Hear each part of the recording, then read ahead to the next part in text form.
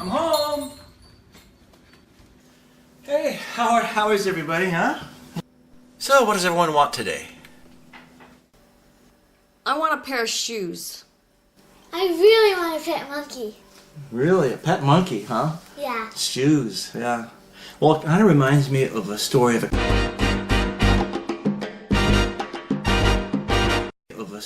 guy. His name was Victor Benjamin. He was a guy who was a member of the Procter & Gamble family. He married into it, had a lot of money. Procter & Gamble is one of the wealthiest families in the country. He had everything he could possibly want. He had this house on Lakeshore Boulevard, all kinds of stuff, artwork. He collected all sorts of crazy things, and he had cars. He lived right on the lake. He could look out and see this beautiful, every morning, this beautiful sunrise. But he's 85 years old. He's still strong, and he's still a viable guy, but he really wanted something in his life that was missing.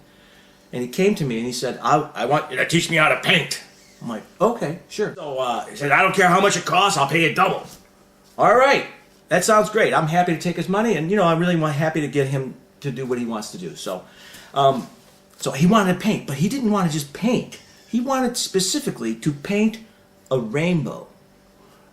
I'm like, okay, so let's work on it. So he set up a sky and he started painting in all these different colors and all the colors in the rainbow. I talked to him about the color spectrum, and he's painting, and he was done with it, and he said, that's not right, I don't want that. I'm like, okay, all right, that's cool. Let it dry. Let's just paint over that. And this time I want you to hold your hands still. But he had, shaky hands because he was old and frail, and, his hands were shaking, and he couldn't really draw straight lines really good, so the lines came out clunky again, but the colors were pretty, big solid colors of the rainbow, but they were all over the place, and it was all jagged. And he was like, I told you I want to paint a rainbow. This looks like crap. Now you're supposed to be some big fancy teacher. Why don't you teach me how to paint a rainbow? I'm like, well, okay, you just have to hold your hands steady. Let's try again. The paint's dry now. Let's go over it again.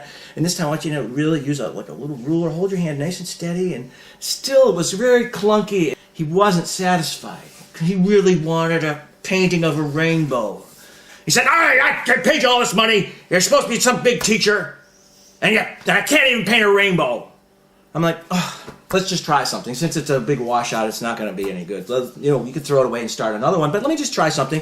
Took a palette knife, and I started scraping the top layer of the final layer of the painting that he had done, and it started, colors started coming off, and you could see little colors from underneath, and I kept scraping and scraping, and I said, here, you do it. And he started scraping and scraping, and as he was scraping, his eyes lit up, and he suddenly looked down at his painting, and there was this glistening, glittering, colorful rainbow glowing off of the painting that he had done. And he was like, I got my painting of the rainbow. It's my rainbow.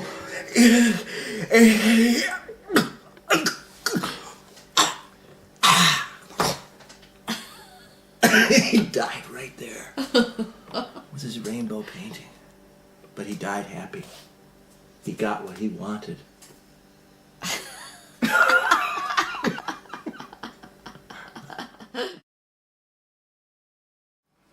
Mary, did he really die? He didn't really die. He went on and lived a good life, but he was very happy that he got what he wanted. I feel like a You still want a monkey? She became the little monkey. You didn't. I feel like a monkey. You became the monkey. I don't really want shoes, honey. I was just kidding. Aww. I love how non-materialistic you are.